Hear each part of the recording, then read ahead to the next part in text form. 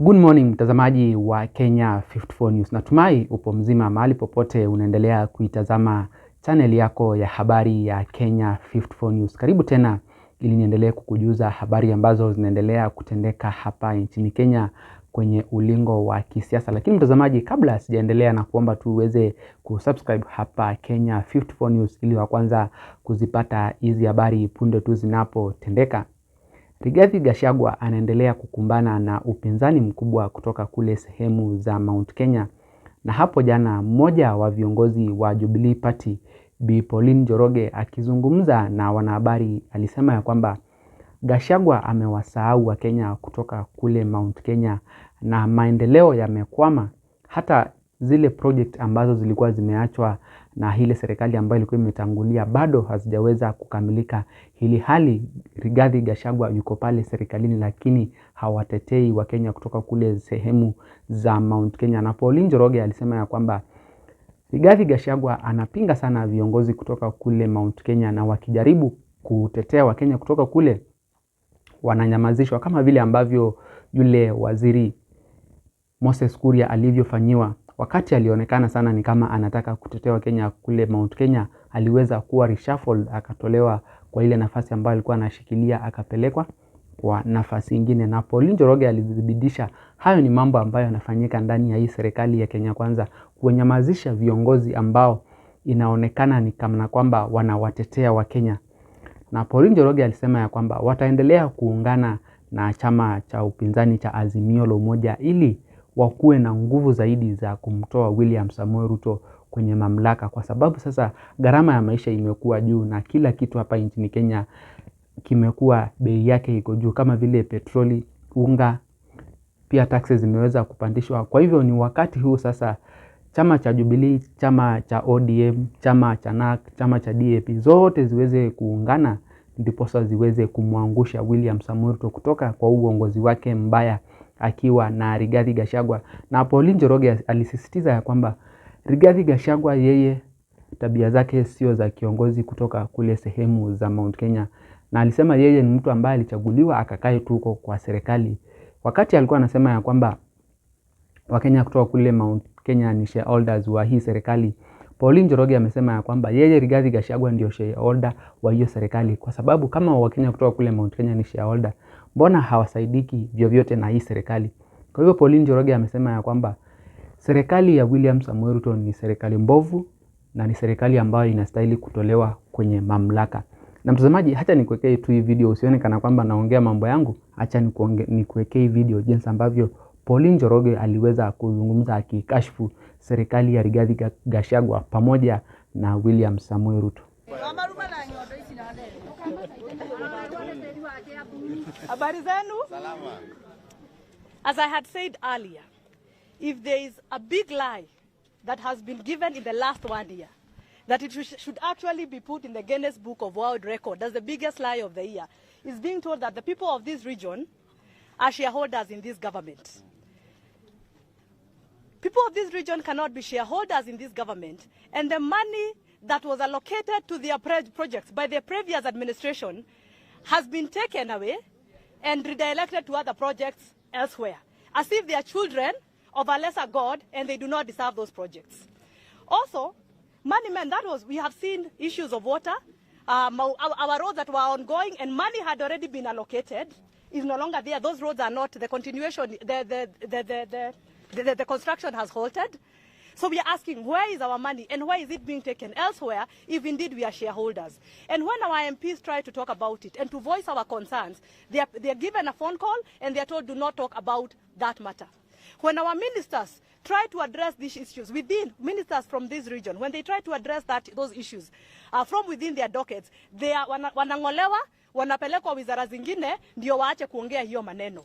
Na ndio waogope na iwe onyo kwao na kwa wengine mambo ya Mount Kenya wasiongele. We are saying that is not our house. We have been taking comfort in someone else's house and saying we belong there. We have to build our own house where we can voice our concerns, where we will not be intimidated, where we will not be told that someone is holding a sword ready to deal with us if we start asking questions. So I'm asking our people from this region, so that our leaders in parliament can have a voice. We need to build our own house called Jubilee, where if they are chased away from the other side or they are intimidated, they will have a place to call home. Jubilee is our liberation party. That is the party that is going to liberate us from this oppression. We cannot be staying in the oppressor's house and saying, "Hiyo ni nyumba yetu, tuko na shareholding."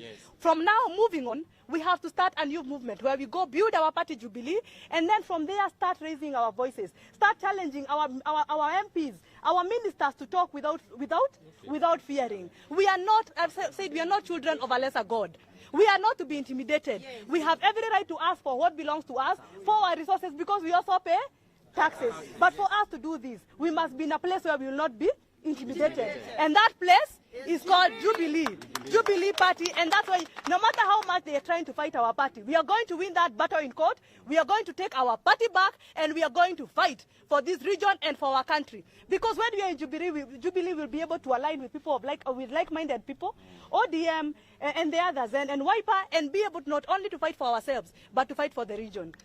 Kikuyu's leaders have always been known to fight against oppression, from the Mau Mau days to the days of second liberation. But what has happened now? We have become very timid. If our forefathers came now, they'd be very shocked that we are the people who just sit down and, and get, we are just the people who just hold back and allow the government to do whatever it wants, even if it's oppressing us. We must rise to become the people we are. We are very strong communities. And if we work with other strong communities, we will be able to liberate not only our region, but this country. Thank you very much. Yes? What is it doing? The number two in the government. The number two in government is the one who is telling us that we are shareholders in that government, knowing that he's lying. If he is a shareholder himself, Kijana Gachagua is a shareholder in government, and whoever else feels he's a shareholder because they have government appointments, that does not represent the rest of us. That is Kijana Gachagua and his office. It does not represent Mount Kenya, because he never talks about Mount Kenya. People have been dying in Lamu, Kikuyus. People are being harassed in Eldoret. He does not talk. I have not heard him talk about Lamu. I have not heard him talk about Nyamakema traders. But he's telling us we are shareholders. Hiyo ni kiti yake yeye mwenyewe. Haituhusu.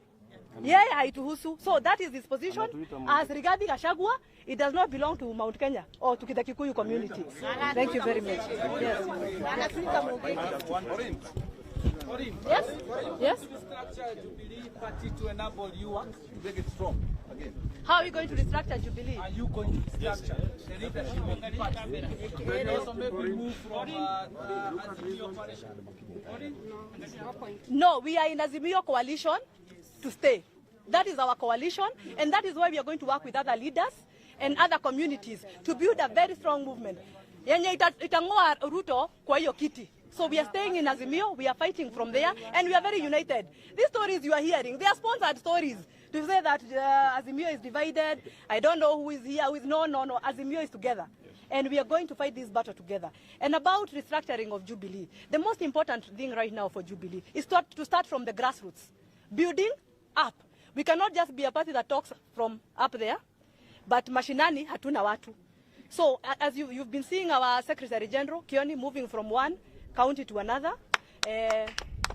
just trying to bring people together at the grassroots level. We are having, we are having leaders, young leaders, appointing young leaders to lead Jubilee in different counties. You saw him and our party chairman, David Murathe in Lamu, also defending our people. So we are building this party. We are restructuring, but from the bottom as we build to a very strong